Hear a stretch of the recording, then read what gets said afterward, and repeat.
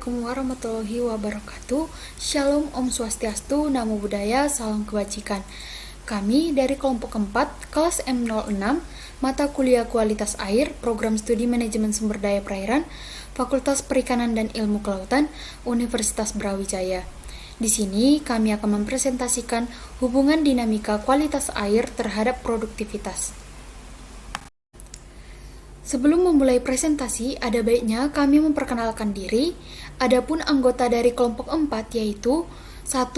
Saya sendiri Indah Permatasari Manulang, kedua Muhammad Bayu, ketiga Karisma Eka Putri, keempat Putri Ananda, kelima Aprilia Valencia, keenam Anggur Syarifa, dan ketujuh Safira Arnidia. Di sini saya akan menjelaskan dinamika kualitas air dan produktivitas perairan. Dinamika kualitas air merupakan perubahan kualitas dari suatu kondisi tertentu ke kondisi lainnya. Dinamika kualitas air biasanya dipengaruhi oleh masuknya zat pencemar ke dalam perairan. Produktivitas perairan merupakan laju penambatan atau penyimpanan energi, yaitu cahaya matahari oleh komunitas autotrof di dalam sebuah ekosistem perairan. Produktivitas itu sendiri terdiri dari produktivitas primer yaitu produsen dan produktivitas sekunder yaitu konsumen yang terdiri dari zooplankton, ikan, bentos, dan sebagainya. Penentuan status produktivitas air perlu dilakukan sebagai acuan dalam penentuan pencemaran kualitas air. Beberapa parameter yang paling sering digunakan dalam menentukan kualitas perairan dan mempengaruhi produktivitas perairan yaitu suhu, kecerahan, ortofosfat, pH, dan lain sebagainya. Selanjutnya akan dijelaskan oleh rekan saya. Baik, sebelumnya perkenalkan, nama saya Muhammad Bayu Nur Rahman. Di sini saya akan melanjutkan presentasi yaitu tentang produktivitas primer. Apa itu produktivitas primer? Yaitu jumlah bahan organik yang dihasilkan oleh organisme autotrof, yaitu organisme yang mampu merombak bahan anorganik menjadi bahan organik yang langsung dapat dimanfaatkan oleh organisme itu sendiri maupun organisme lain dengan bantuan energi matahari maupun melalui mekanisme kemosintesis menurut Xiaoyi et al. Tahun 2015. Produktivitas primer perairan memiliki peran penting dalam siklus karbon dan rantai makanan, serta peranannya sebagai pemasok kandungan oksigen terlarut di perairan. Pengukuran produktivitas primer perairan merupakan satu syarat dasar untuk mempelajari struktur dan fungsi ekosistem perairan. Haryadi et al. Tahun 2010 menjelaskan tingkat produktivitas primer suatu perairan memberikan gambaran bahwa suatu perairan cukup produktif dalam menghasilkan biomasa tumbuhan, termasuk pasokan oksigen yang dihasilkan dari proses fotosintesis. Dengan tersedianya biomasa tumbuhan dan oksigen yang cukup dapat mendukung perkembangan ekosistem perairan. Namun, tingkat produktivitas perairan yang terlalu tinggi dapat mengindikasikan telah terjadi perairan tersebut eutrofikasi. Baik, selanjutnya saya Karisma Eka Putri akan menjelaskan materi mengenai dinamika kualitas air. Produktivitas suatu perairan sangat ditentukan oleh sifat fisika dan kimia serta organisme hidup pendukung lainnya. Yang pertama itu contohnya ada intensitas cahaya. Jadi semakin dalam perairan maka saat intensitas cahaya berkurang, makin berkurang pula laju proses fotosintesis. Proses fotosintesis pada fitoplankton hanya dapat dilakukan jika intensitas cahaya matahari yang mencukupi. Lalu selanjutnya yang kedua ada nitrat dan nitrit. Nitrat merupakan senyawa yang sangat relatif stabil dan mudah larut. Senyawa ini dihasilkan dari proses oksidasi sempurna senyawa nitrogen di perairan. Lalu nitrifikasi merupakan proses yang penting dalam siklus nitrogen dan berlangsungnya aerob. Lalu contoh yang ketiga ada ortofosfat. Ortofosfat adalah fosfat organik, merupakan salah satu bentuk fosfor atau P yang larut dalam air dan dapat dimanfaatkan oleh organisme nabati seperti fitoplankton dan tanaman air. Baik, saya Putri Ananda akan melanjutkan penjelasan. Selanjutnya yaitu ada suhu. Suhu air merupakan salah satu faktor abiotik yang memegang peranan penting bagi kehidupan organisme di dalam perairan. Suhu sangat berperan mengendalikan kondisi ekosistem perairan. Organisme akuatik memiliki kisaran suhu tertentu yang baik untuk pertumbuhannya. Suhu yang optimal bagi kehidupan organisme di dalam perairan dan produktivitas suatu perairan yakni berkisar antara 28 sampai 32 derajat Celcius. Jika suhu kurang atau lebih dari batas optimum yang ada, maka akan mempengaruhi proses metabolisme dan pertumbuhan organisme yang ada di dalamnya. Selanjutnya yaitu ada kekeruhan atau turbiditas.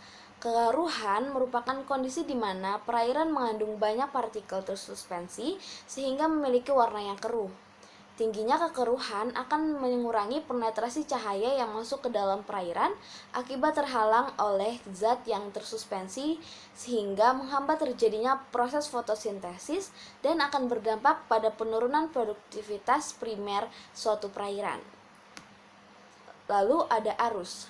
Arus merupakan gerakan mengalir suatu massa air yang dapat disebabkan oleh adanya tiupan angin, adanya perbedaan dalam densitas air laut, maupun oleh gerakan bergelombang panjang seperti pasang surut. Adanya arus dapat menyebabkan nutrien yang ada tersebar dengan baik di dalam perairan. Selain itu, arus juga dapat berperan dalam proses difusi oksigen sehingga sangat erat kaitannya dengan produktivitas suatu perairan. Perkenalkan, nama saya Aprilia Valencia. Saya akan melanjutkan materi pembahasan mengenai hubungan dinamika kualitas air terhadap fitoplankton. Dinamika kualitas air secara luas dapat diartikan sebagai kumpulan dari beberapa faktor yang dapat menimbulkan perubahan keadaan di lingkungan sekitar, yang meliputi faktor kimia, fisika, dan biologi. Kualitas air dalam budidaya ikan adalah setiap perubahan variabel yang mempengaruhi pengelolaan, pengembangbiakan, pertumbuhan, dan produksi ikan.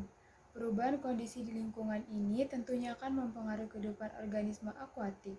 Kualitas air yang kurang baik mengakibatkan pertumbuhan ikan menjadi lambat. Selanjutnya, macam-macam dinamika perairan. Yang pertama, dinamika inlet merupakan perubahan kualitas air yang bersumber dari saluran masuknya air. Dinamika inlet memengaruhi kualitas air karena adanya perbedaan parameter antara air yang masuk dan air yang berada di suatu lokasi tersebut. Yang kedua, dinamika spasial. Adanya perubahan kualitas air di antara inlet dan outlet suatu perairan. Adanya perubahan kualitas air pada bagian spasial ini diakibatkan adanya pengaruh air yang masuk dari inlet serta adanya organisme dan faktor lain yang berada di suatu perairan tersebut. Dan yang terakhir, dinamika outlet yang merupakan perubahan kualitas air yang terjadi di saluran tempat keluarnya air. Kualitas air yang berada di outlet ini dipengaruhi oleh beberapa faktor, baik internal maupun eksternal. Sebelum dilakukan pembuangan pada outlet perairan, diperlukan pengolahan terlebih dahulu agar tidak mencemari lingkungan.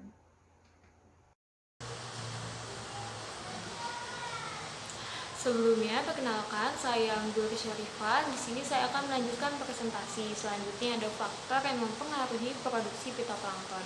Faktor yang mempengaruhi produksi fitoplankton dan hubungannya dengan dinamika kualitas air dibagi menjadi tiga, yakni ada faktor kimia, faktor fisika, dan juga biologi. Faktor kimia itu seperti kandungan fosfat dan nitrat yang merupakan unsur hara penting untuk pertumbuhan dan juga reproduksi fitoplankton. Faktor fisika dan level air yang rendah dan tersedianya sinar matahari akan menghasilkan produktivitas primer yang tinggi. Begitu juga sebaliknya faktor biologi seperti perbandingan komposisi biomassa, fitoplankton, dan zooplankton. Jika jumlah individu dalam populasi fitoplankton jauh lebih besar dibandingkan dengan jumlah individu dalam populasi zooplankton, dan karena yang melakukan fotosintesa di dalam ekosistem perairan yaitu fitoplankton, maka akan berakibat langsung terhadap tingginya produktivitas perairan tersebut. Baik, yang selanjutnya itu ada hubungan dinamika kualitas air terhadap produksi tumbuhan air. Meningkatnya produksi rumput laut melalui kegiatan budidaya pada lahan-lahan yang ada turut menentukan kondisi kualitas air untuk mendukung keberlangsungan kehidupan budidaya rumput laut pada suatu perairan. Rumput laut ini merupakan salah satu tanaman yang dapat dibudidayakan di perairan pantai atau laut maupun di perairan payau atau muara. Parameter kualitas air seperti intensitas cahaya, suhu, salinitas, pH air, kekeruhan, fosfat, dan juga DO sangat berpengaruh terhadap produktivitas rumput laut. Baik, selanjutnya hubungan dinamika kualitas air terhadap biota perairan. Produktivitas budidaya udang secara alamiah bergantung pada ketersediaan pakan alami dan kondisi lingkungan yang baik bagi udang. Lingkungan tambak sangat dipengaruhi oleh faktor kualitas air. Faktor fisika, kimia, atau kualitas air dalam lingkungan budidaya merupakan indikator penting bagi kenyamanan organisme akuatik untuk dapat hidup selama siklus budidaya berlangsung. Secara tidak langsung, parameter fisika kimia dengan kadar konsentrasi yang ideal dan stabil dapat memberikan pengaruh positif terhadap tingkat produktivitas panen udang. Berikut adalah daftar referensi yang kami gunakan untuk menyusun tugas PowerPoint kami. Sekian presentasi dari kelompok 4, kurang lebihnya mohon maaf. Saran dan kritik dari kalian sangat kami butuhkan. Apabila ada yang ditanyakan, silakan komen di kolom chat. Terima kasih.